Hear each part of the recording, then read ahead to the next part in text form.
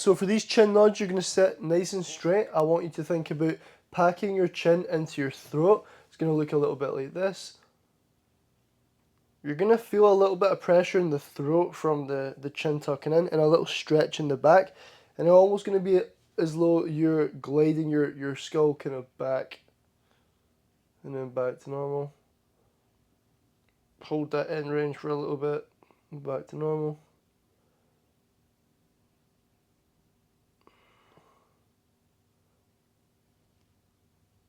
Almost kind of gliding it, backing up. You can add a band as well. So, band behind the back of the head. Pull on that band a little bit and feel a little bit more of a stretch and a squeeze.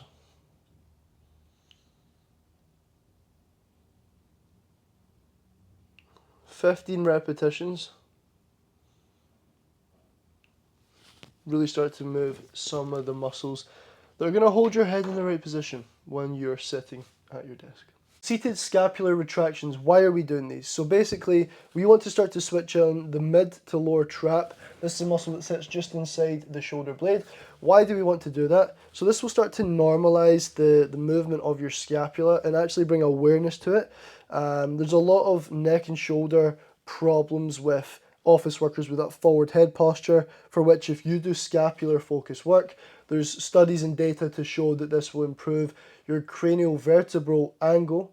And basically what that means is the positioning of your cranium, which is your skull, and your vertebrae underneath starts to improve the kind of angle and position of that. And the symptoms of that neck hump, which is maybe headaches, things like that. So working on the muscles around the scapula, the shoulder blade, to pull things up will start to improve your posture, and that's why we're doing it. So to do that, arms like this, could be on your arm rest or just by your side. You want to think about driving those shoulder blades back and just retracting, holding for a little second. You can hold for up to 5 seconds and then back normal, and then just back here. So try not to shrug, no shrugging. Keep your shoulders nice and relaxed and just drive them back. If it's easier to be here, you could go forward first and drive back. And you're not trying to compensate with the lower back, you're just nice and square, drive back, hold that. And you're going to start to feel a nice squeeze in between your shoulder blades. This is all about gaining awareness and control over where the shoulder blades sit so that you're then aware of when you're in this position. Because as much as the same posture is the worst posture, the next posture is the best posture, we want to keep moving. You want to have a good set posture that's not straining that neck and developing that neck hump or supporting the current neck hump that you've got. So do that for the reps shown and really feel that mid to lower trap area switch on. So for seated thoracic rotations, you're going to get one form parallel to the desk, other one on your ear, closing that elbow in, take a deep breath in.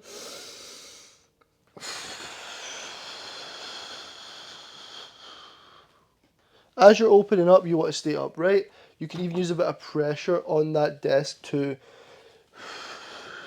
pull you around a little bit more. Keeping your hips exactly where they are.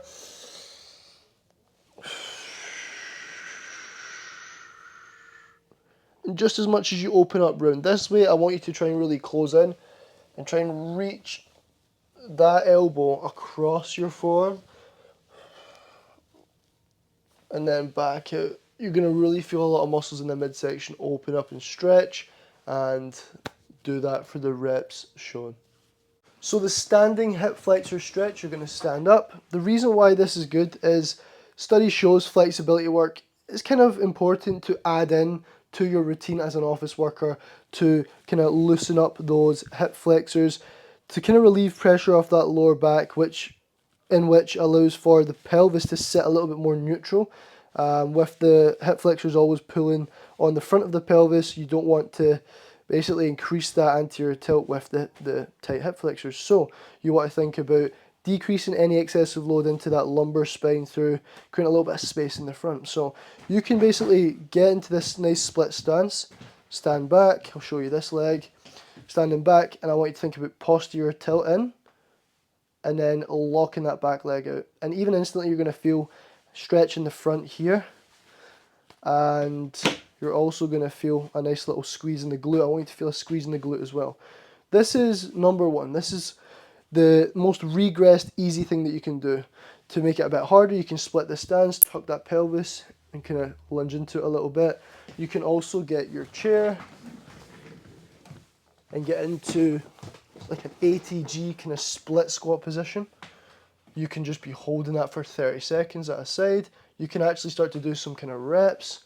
There's no real rules, like there's set reps and sets in the program for you to follow, but if you feel like, right, yeah, I want to do a little bit more, you can start to rep it in a little bit, but always make sure that you're trying to lock that back leg out, feeling a stretch in the front of the hip and a squeeze in that back glute as well. So you're getting a little bit of short range activation for the glute and a lot of length and range mobility into that hip flexor, and even some active load if you want to start to rep it out a little bit in that active ATG split squat as well.